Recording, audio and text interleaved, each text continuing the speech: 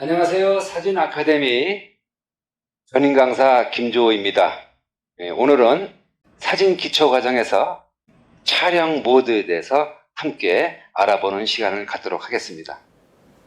네, 오늘은 카메라 모드에 대해서 설명해 드리도록 하겠습니다.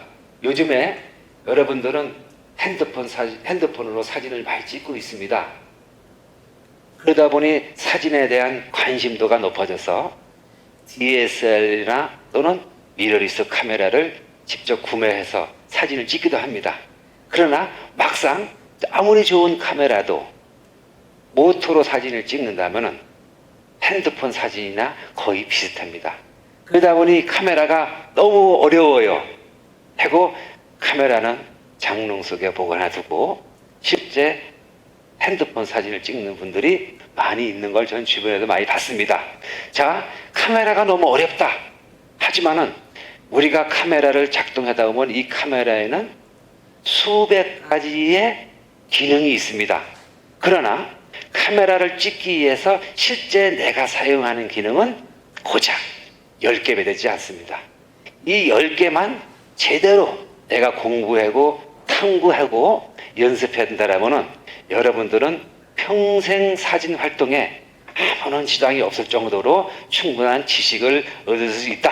이렇게 설명을 드릴 수가 있겠습니다. 자, 이 카메라의 복잡한 카메라의 기능을 단축해서 한 10가지만 공부를 해준데 그 중에서 다른 건 다 잊어버리고 이 10가지 중에서 카메라 모드에 대해서 한번 설명을 해보겠습니다. 첫 번째, 카메라 모드에는 5가지 종류가 있습니다. 오토 모드, 그 다음에 P 모드, AV 모드, 또 A 모드라고도 하고요. S 모드나 TV 모드, 그리고 M 모드 이렇게 나올 수 있습니다. 카메라 만드는 회사별로 영문 알파벳이 약간 틀려요. 하지만 기능은 모두 다 동일하다. 이렇게 설명을 드릴 수가 있습니다. 자, 그러면 한번 깊숙이 이 각각 모드에 대해서 간략하게 설명을 좀 드릴게요. 오토 모드, 말 그대로 오토 모드입니다. 실내 공간이나 어두운 공간이나 또는 밝은 공간이나 카메라가 스스로 알아서 조정해서 사진을 찍어내죠. 그러다 보니 이 기능은 거의 핸드폰 기능과 비슷하다. 물론 화질이나 화소, 픽셀은 엄청나게 크지만은 거의 그런 정도 수준이다. 이 오토 모드를 그냥 쉽게 넘어가고요. 두 번째, P 모드가 있습니다.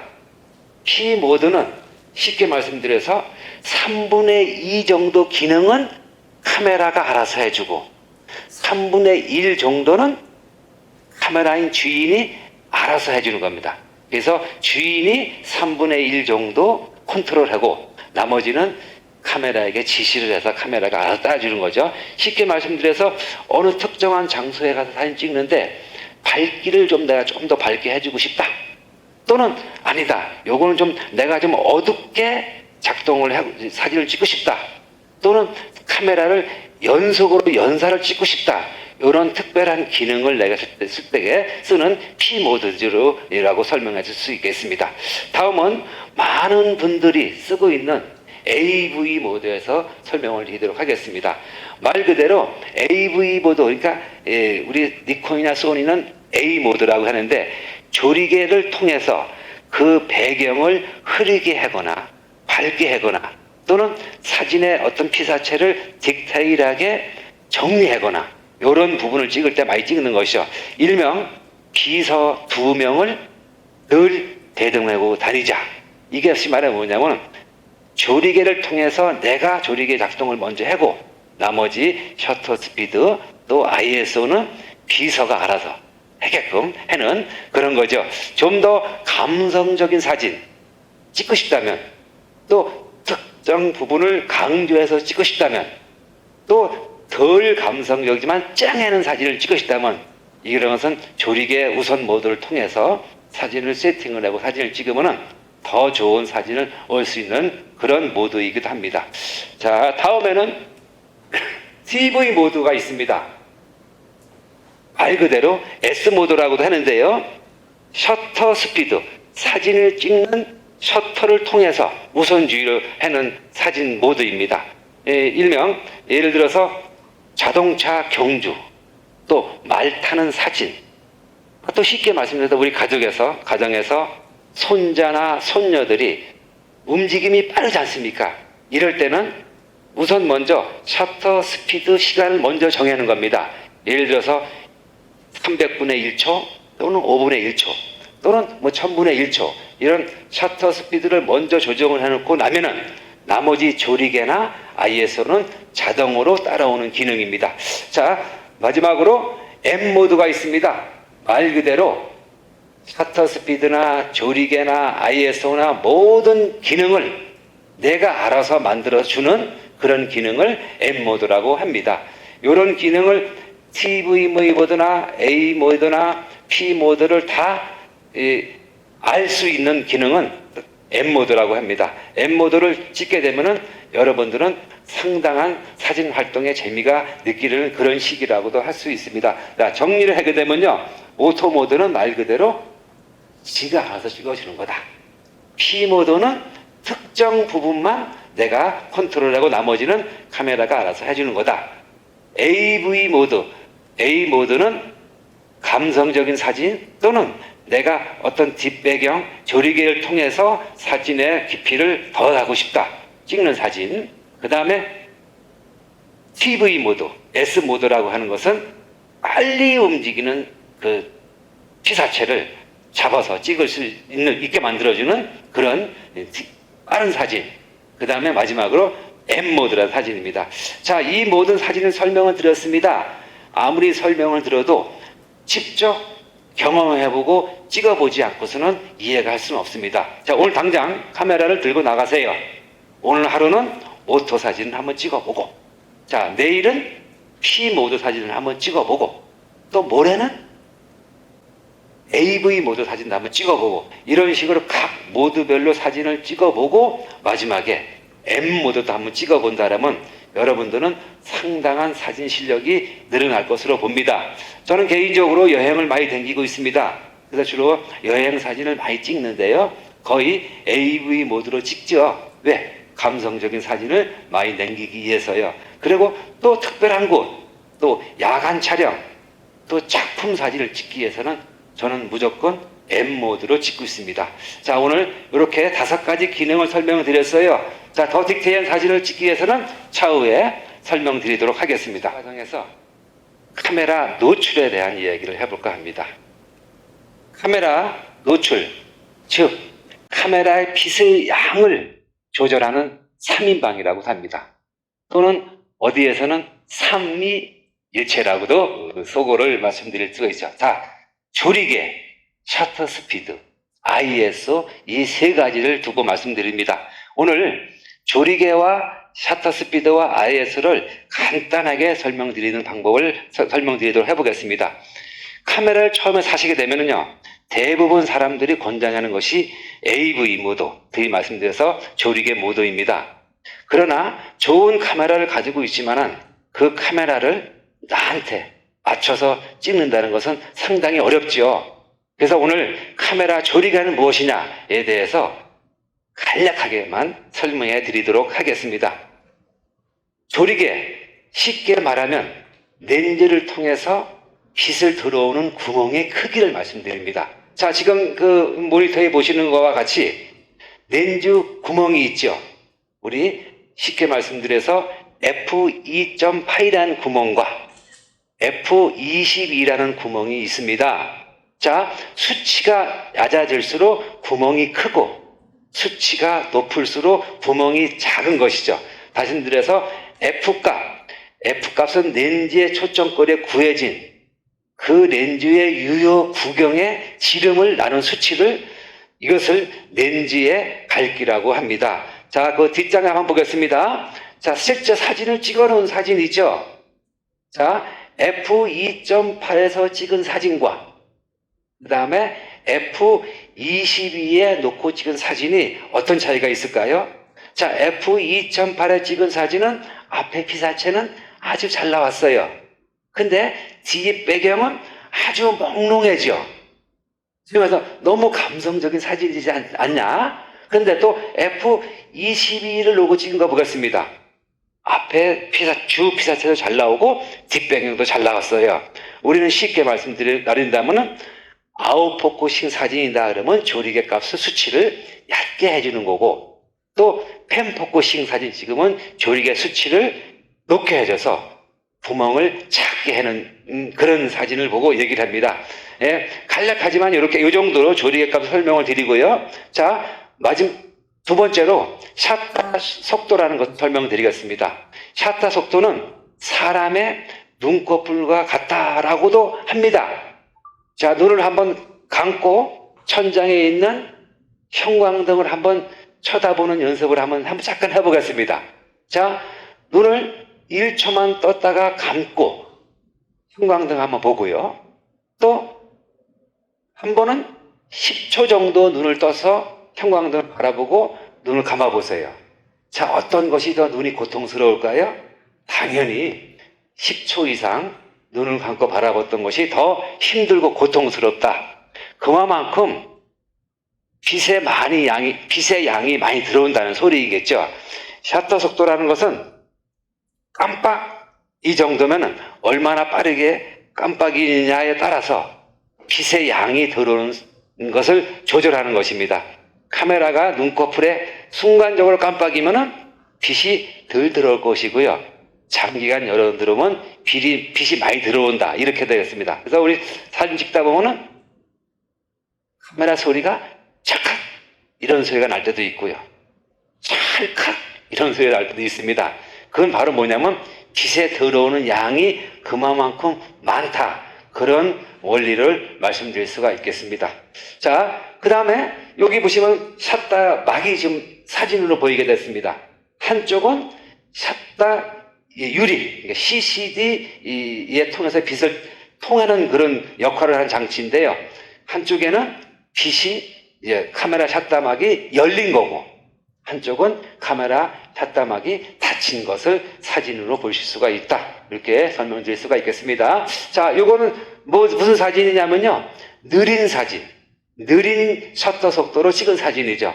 우리가 폭포 사진이라든지 또는 느리게 찍은 셔터 속도를 느리게 찍은 사진을 느린 셔터 속도 사진이라고 하고요. 또 빨리 움직이는 사진이 있죠. 빨리 찍어내는 사진. 셔터가 빨리 속도가 찍어지면 이렇게 순간적으로 사진을 담을 수 있다.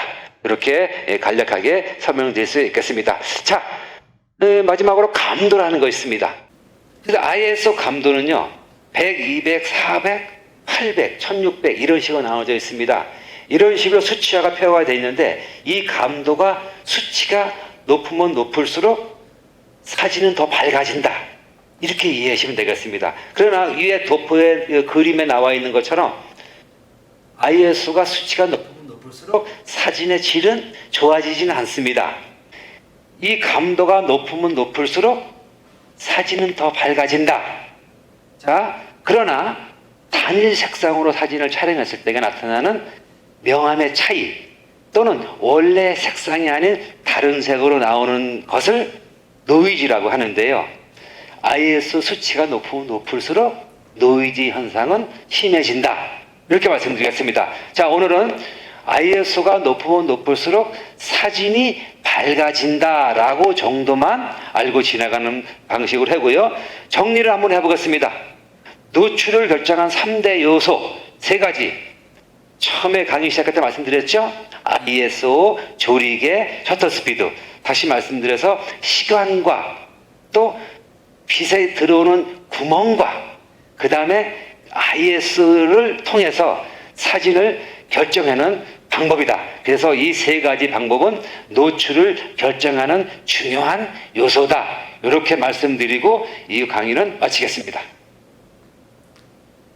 사진 촬영에서 필요한 사용 설명서에 대해서 오늘은 간단하게 함께 공부해보는 시간을 갖도록 하겠습니다.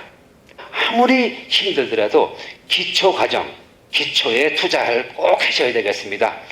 전 번째 강의에서 설명드렸던 ISO, 셔터 스피드, 조리개 요 원리를 알게 되면요, 이 사진 활동이 너무나 또 재밌다 이렇게 설명드릴 수가 있겠습니다. 우리가 사용 설명서 카메라마다 다 틀리게 되어 있습니다. 하지만 그 사용에 대한 원리나 기준은 거의 다 똑같아요. 단지 카메라가 회사에서 만들어내는 카메라 기종에 따라서 사용 설문서가 각각 다르게 되어 있어요. 원리는 동일하다. 기본적인 것만 여러분들이 습득하시면 됩니다.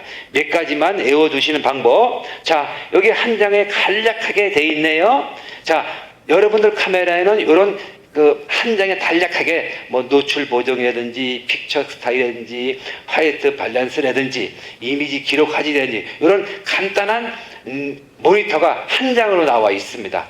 이것은 앞에 사용 설명서를 충분히 읽고 지나가게 되시면 충분히 가능한 것이다. 근데 조금 뒷장에 보면 어려운 게 나와요.